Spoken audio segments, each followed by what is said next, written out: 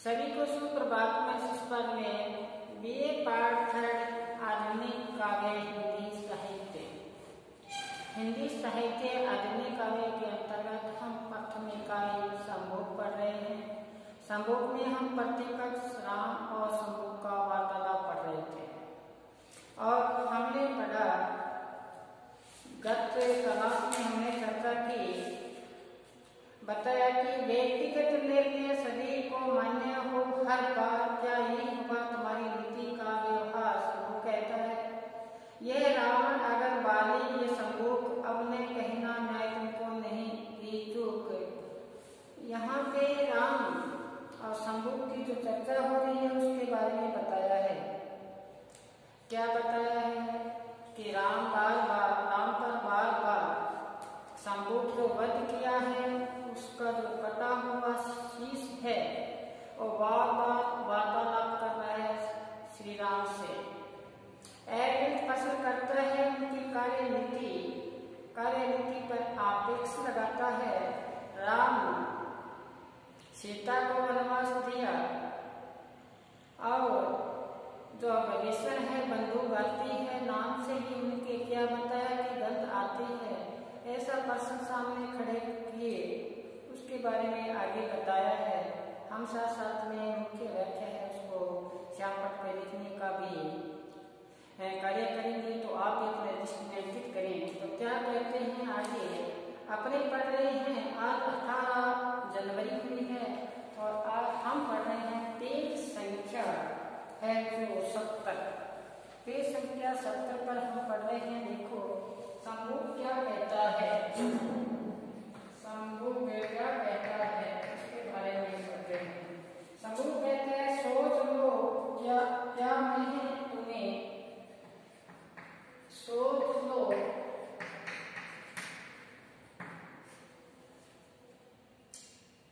मैं तुम्हें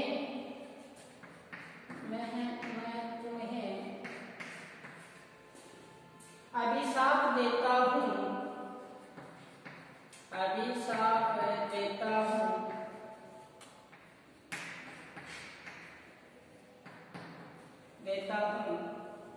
या कि अपने पर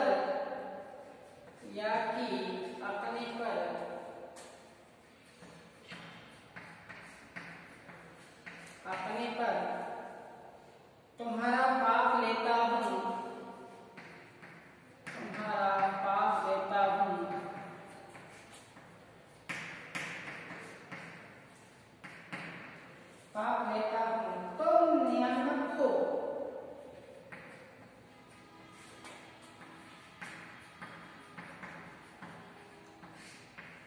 तुम नियामक हो, नियति के किंतु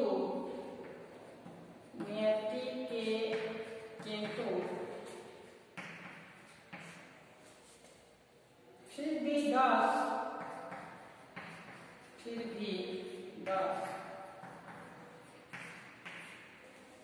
नियति के फिर भी दास। तो बताया, सोच लो मैं तुम्हें अभिशाप देता हूँ, नियति के या कि अपने पर तुम्हारा पाप लेता हूँ, तुम नियामक हो, नियति के किंतु फिर भी दास। आगे क्या बताया है देखो, मैं सदा ही दास था। आगे संभोग भी कहते हैं मैं सदा ही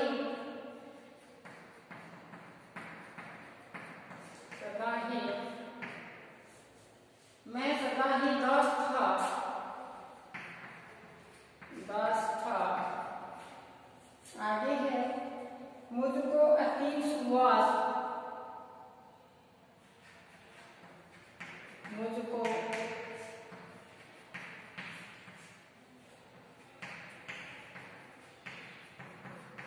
सुवास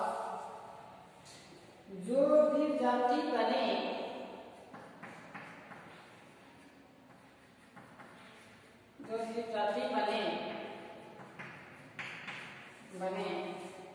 त्वचा के गोद,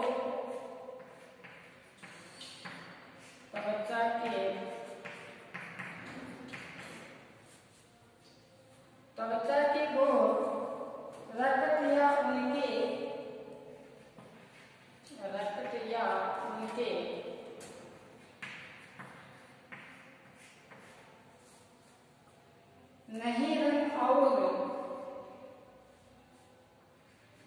नहीं रंग आऊं,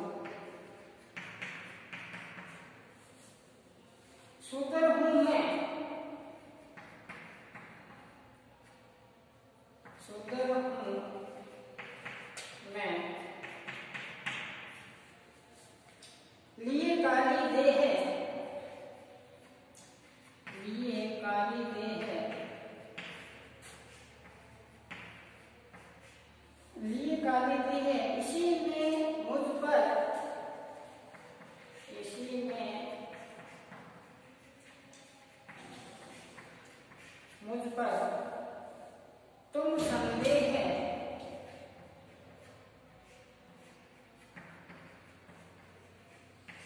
संदेह। एक बार इतना देखिए क्या बताया कि यहाँ पे संभोग वार्तालाप कर रहे श्री राम पर, उन पर आपेक्ष लगाता हुआ कह रहे हैं अपने धड़ से शीश अलग पड़ा हुआ राम से वार्तालाप कर रहा है। राम देह से निकलने वाले लहू जो द्रा पर बिखरा हुआ है, राम पास में खड़े हुए अपने अंगूठे को उस धरा को फेंक रहे हैं और बात सुन रहे हैं।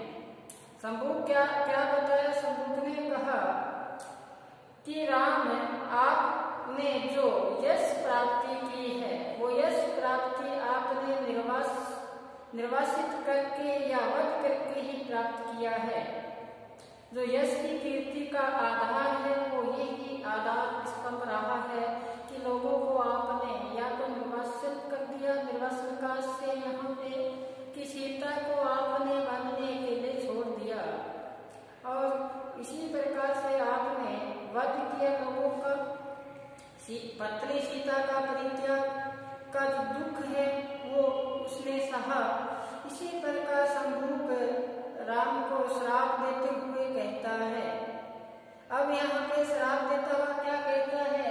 सोच लो क्या तुम्हें अभिशाप देता हूँ या कि अपने पर तुम्हारा पाप लेता हूँ कि जो आपने मेरे साथ किया है, बिना पूछे आपने मेरा वध कर दिया। इसके संदर्भ में कवि कहना चाहता है कि श्राप देता हूँ कि तुम्हें पुत्रों के बाण से तुम्हारा हृदय विदीर्ण होगा। आपके पुत्रों के बाण से ही आपका हृदय क्या होगा? विदीर्ण होगा, विदीर्ण करेंगे। या राम के यह कहने पर तुम मुझे श्राप दे रहे हो। राम ने कहा कि आप मुझे श्राप दे रहे हो। तो संभूत ने स्पष्ट किया कि यह बात तुम सोच ही लो कि मैं तुम्हें श्राप दे रहा हूँ या तुम्हारे पापों को अपने सिर पर ले रहा हूँ। आपने जो पाप किया उस पाप को मैं अपने सिर पर ले रहा हूँ। संभूत ने कहा क्या कहा आगे कि तुम सृष्टि के कर्ता हो। आया है ना कि तुम नियामक हो, नियामक से सृष्टि के कर्ता हो। आप इस सृष्टि के जो करने वाले आप हो, जो भी होता है नियति के किंतु फिर भी दास, लेकिन आप इस सृष्टि के कर्ता हो। इसलिए आपका भी एक दायित्व बनता है कि आप भी सृष्टि के दास हो। ध्यान से सुनना कि सृष्टि के कर्ता हो और साथ साथ में आप भी क्या हो? एक दास हो। और आगे क्या बताया? तुम राज्य के कहने, अपने राज्य को कहने का आशय है कि तुम राज्य की चाकरी में तुम्हें भी अपना सेवा सुखों दुखों में राज्य की जो आपने सेवा की है उसी में आपने क्या किया है कि आपने सुख को प्राप्त करने के लिए सुखों की झोली भर ली आपने, कवि ने बताया। फिर आगे क्या बताया? जो दिव्य जाति बने आपने जातियों में विभाजित कर दिया समाज को बने। और देखिए कि त्वचा के गोर, त्वचा का रंग तो सभी का काला और दो वर्ण है। इसी प्रकार आपने जातियों में विभाजित कर दिया। तो फिर आगे क्या कहते हैं? शंभु स्वयं को दास मानता हुआ कहता है मैं तो सदैव दास ही रहा। यहाँ आके मैं सदैव दास ही था, सेवक ही था, लोगों की क्या करता रहा? चाकरी ही करता रहा। और आगे बताता है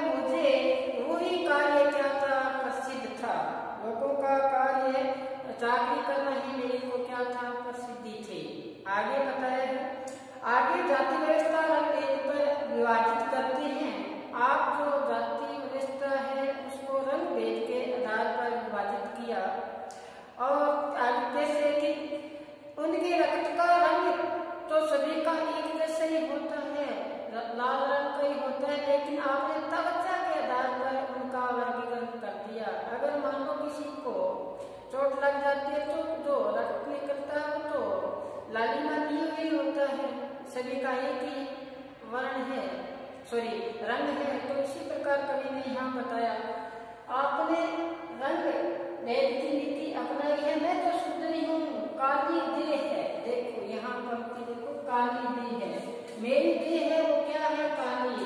तो कहने का आशय जो शूद्रों की देह थी वो कैसी थी, शूद्रों की देह है वो क्या है, काली। काली का आशय कि ये कठोर परिश्रम करते हैं, क्या करते हैं, कठोर परिश्रम करते हैं, इसलिए ये गर्मियों में तपन के द्वारा इनका गौरण वर्ण है वो किसमें बदल जाता है, कालिमा में बदल जाती है, इनकी देह क्या हो जाती है, काली पड़ जाती है। तो यही बात बताइए यहाँ कि शूद्र वर्ग का काला कड़ी धूप में जो परिश्रम करता है इस कारण से इनका रंग क्या हुआ, काला हुआ। इसी ने मुझ पर सदा संदेह, इसलिए मेरे पर आपने क्या किया, संदेह किए कि ये काला है, इसलिए इनकी जाति है वो क्या है, शूद्र है, अलग विभाजित कर दिया।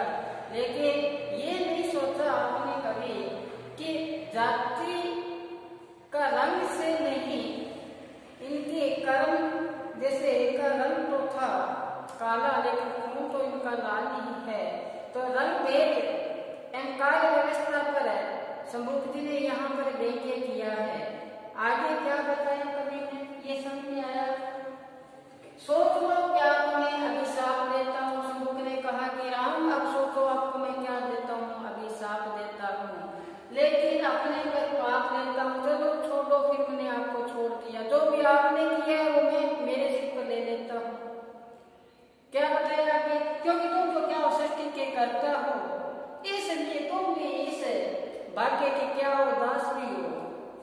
जो राजा है वो दास भी होता है।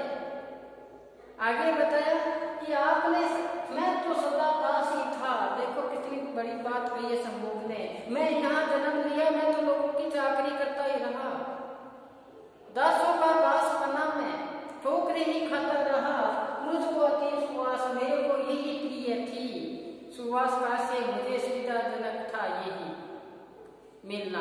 आगे क्या बताया, आपने तो जातियों को दो भागों में बांट दिया, काला रंग और गौर वर्ण के रंग से।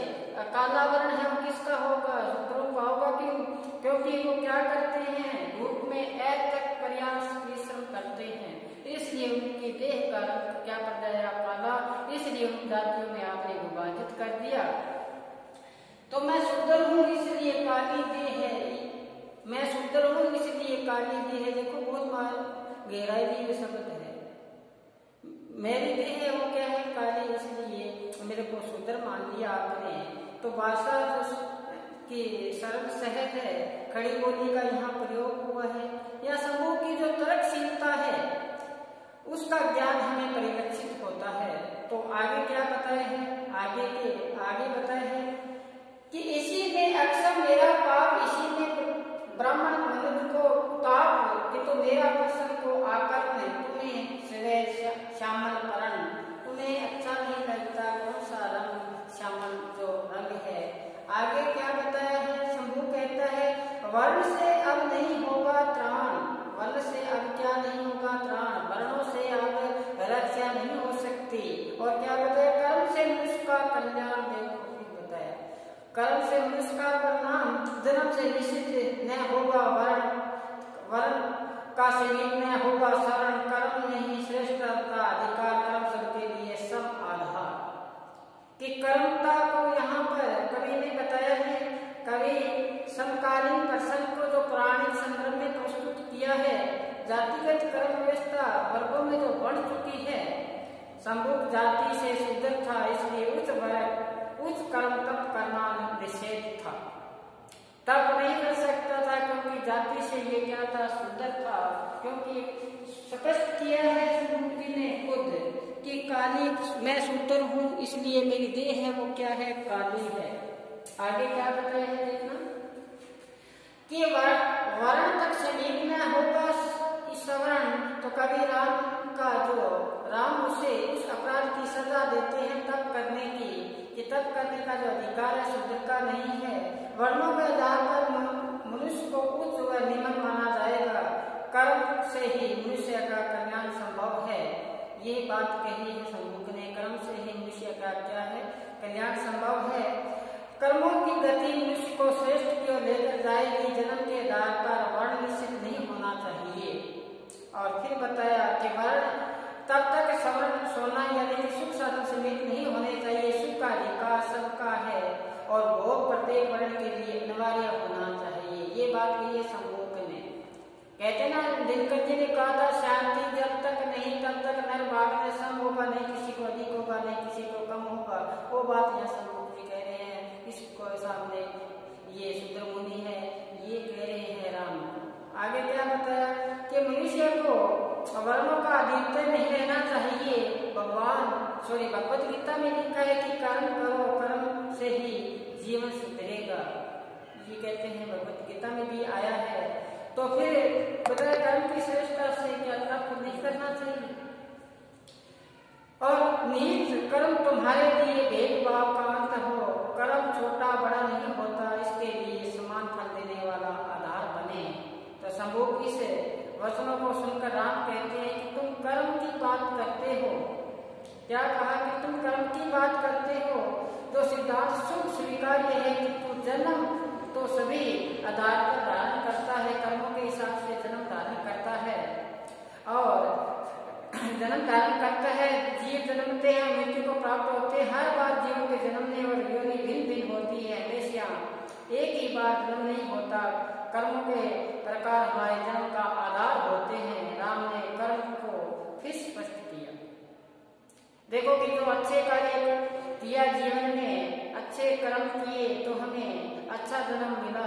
ये जो आत्मा अजन्म है उसके संदर्भ में बात कही है कवि ने। कर्म श्रेष्ठता के आधार पर जो जन्म का कर्मानुसार है उसको स्पष्ट किया है। अच्छे कर्म करोगे अच्छा, आगे कहते हैं कि हमारे पाप कर्म को मिट जाएंगे और हम अच्छे जो योनि है उसमें जाएंगे। यही बात यहाँ बताई है।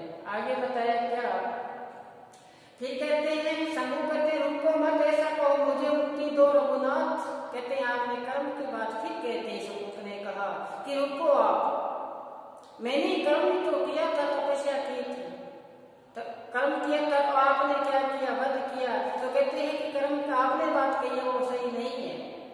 किसने कहा, शंभुक ने। कर्म की बात यहाँ कहते हैं जन्म मृत्यु होती है हमारे कर्मों के हिसाब से होती है। जैसे तुलसीदास जी ने कहा था पहले बनी प्रारंभ पाचे अपना शरीर, तुलसी असर है मन में धारे न वीर, हम हमारे प्रारंभ बन के आते हैं। इसी प्रकार से यहाँ राम ने ये बात कही है। तब शंभुक ने कहा रुको राम रुको। तो क्या कहते हैं, मुक्ति दो रघुनाथ, मेरे को मोक्ष दे दो। क्या कहते हैं, मानता हूँ मुक्ति मानव की उसी के हाथ में है। कहते मैं ये बात मानता हूँ कि हम अच्छे कर्म करेंगे तो अच्छे हमारे जो मृत्यु होगी, हम अच्छे मृत्यु को प्राप्त होंगे। हमारे आगे जो आने वाला जीवन है यानी हम नए जन्म को धारण करेंगे वो भी शुभ होगा, ये बात हम जानते हैं। तो क्या बताया आगे कि किंतु तब नीचे जलाकर आग। देखो बात बहुत गहरी है। अब शंभुक ने अपनी आत्मकथा बताई है श्री राम को। कहते हैं कि आपने तप की बात कही कि तप करना चाहिए कर्म के हिसाब से, तो मैंने भी ऐसा ही किया। क्या किया था, तप की महिमा का गुणगान करते शंभुक ने कहा था। क्या कहा है कि मैंने भी किया तप जलाकर आग। कहते हैं आग जलाकर, और मैंने क्या किया है, तप किया है। और बह गया प्रत्येक बनकर वाग। जैसे ही मैंने तप करना शुरू किया अग्नि के ऊपर, तो मेरे अंदर ईर्ष्या द्वेष निंदा चुगली जितने भी काम क्रोध मद लोभ अहंकार ईर्ष्या द्वेष ये जितने भी थे, ये पाप कर मेरे अंदर से निकल गया। मेरा हृदय निर्मल पाक पवित्र बन चुका था। मैं एक अच्छा त्याग, मेरे सारे अंदर जो अवगुण थे वो सारे निकल गए थे। मैंने गुणों को ही धारण किया था। तो क्या किए, द्वेष नहीं अवशिष्ट मेरे अंदर, द्वेष नहीं रहा, ईर्ष्या द्वेष निंदा चुगली कुछ नहीं रहा अंदर। तो क्या कहते हैं, मुझे लोक संग्रह इष्ट, लो मेरे अंदर एक भावना थी जन का कल्याण करना। देखो ऐसी जब आ जाए अंदर बात, उसको कहते हैं संत, उसको कहते हैं फकीर। कहते हैं ना, विसर गई सब तात कराई, जब ते सा संगत मोहि भाई, नहीं कोई बेरी नहीं कोई बेगाना, सगले जंत कर हम आई। उसके सामने न तो कोई बेरी रहता है न दुश्मन रहता है, उसी को समान दृष्टि देख लोक मंगल की भावना व्याप्त हो जाती है। जहां भी देखता है ईश्वर व्याप्त दिखाई देता है, उसको बोलते हैं जो ऋषि मुनि के लो संत के लो कुछ। ये बात शंभुक ने कहा कि मैंने अग्नि जलाकर तपस्या शुरू किया, मेरे अंदर काम क्रोध ये सदवे सब निकल गए मेरे अंदर, और मेरे लोक मंगल की भावना मेरे अंदर क्या हुई, जागृत हुई है। आगे क्या बताया, जन स्थान महानिर्जन स्थान में, जहां पर आकर वन में आके मैंने तपस्या शुरू की, वहां पर कोई और दूसरा विराजमान नहीं था। मैंने किया ध्यान, अधोमुख किया मैंने भूख, मैंने मस्तक को नीचे किया, पैरों को ऊपर किया, अधोमुख मैंने क्या किया है, मैंने ईश्वर का जाप करना तप करना शुरू किया। तो क्या कहते हैं, मैंने पिया है ना यहाँ से, तो धुआं ही पिया है, धूम का से धुआं, क्योंकि नीचे लकड़ी जल रही थी उसमें धुआं निकल रहा था और धुआं ही पीता रहा मैं। इसलिए मेरे अंदर जो अग्नि से मेरे अंदर काम क्रोध ईर्ष्या द्वेष सब निकल गए, और मैंने जो भी पानी नहीं किया अग्नि के ऊपर, तो मैं था उल्टा लटका हुआ, धुआं निकल रहा था, उस धुआं को मैंने पिया है। आगे क्या बताया है कि थक गए इतने चक्कर फिर धूम। कहते हैं पता नहीं कितने इतने चक्कर आए थे, कितने चले गए, कितना मौसम में बदलाव आया था, कितने गर्मियां कितने सर्दियां मैंने सहन की है। और हड्डियों का एहसास, अब उसमें क्या रहा कि मांस तो सारा जल चुका था मेरा ऊपर का अस्थि, अब क्या रह गया, हड्डियों का ढांचा रह गया था। ये हड्डियों का ढांचा है, इसको समेट ले रहा हूं। अब मेरे पास कुछ था तो नहीं, हड्डियों का ढांचा था, इस हड्डियों का ढांचा को भी आपने क्या कर दिया, धड़ से इसको अलग कर दिया। देखो कितनी बड़ी बात कही है शंभुक ने श्री राम के आगे, जिसके अंदर काम क्रोध मद लोभ अहंकार सब कुछ निकल जाए, परमात्मा का रूप बन जाए, ऐसे व्यक्ति का श्री राम ने क्या कर दिया है, यहाँ पे वध कर दिया के अनुसार। तो आगे क्या बताते हैं, राम कहते तुम तपस्या को बनाकर कहेंगे, तुमने तपस्या की, फिर राम अब उस पर क्या लगाते हैं, लांछन लगाते हैं, आदर्श लगाते हैं, क्या करते हैं, आपसे क्या बताते हैं। देखो राम फिर बताते हैं उनको क्या कहते हैं, सुनो गौर से। राम कहते हैं आपने तपस्या की है, इसका कुछ तो उद्देश्य होगा, इसका क्या है, कुछ तो उद्देश्य है, आपने तपस्या की। अब उद्देश्य राम फिर उस पर प्रसन्न किया है कि उसने बताया मैंने ऐसा किया लोक मंगल की भावना से किया है। तो राम उन पर फिर पूछते हैं कि आपने जो किया है ना, ये कुछ कारण किया है, ये कारण हम कल जानेंगे, कल तक मेरे को आप तो इजाजत, और आप घर पर रहें, आप ये खाएंगे हो, घर पर नहीं रहेंगे, आप महाविद्यालय आओगे, क्योंकि 18 जनवरी से महाविद्यालय बीए पार्ट फाइनल क्लास है वो शुरू हो चुकी है, इसलिए आप महाविद्यालय में पधारें और अपने जो कक्षा है उसका संचालन सही ढंग से हो सके, तो आप महाविद्यालय में जरूर पधारें।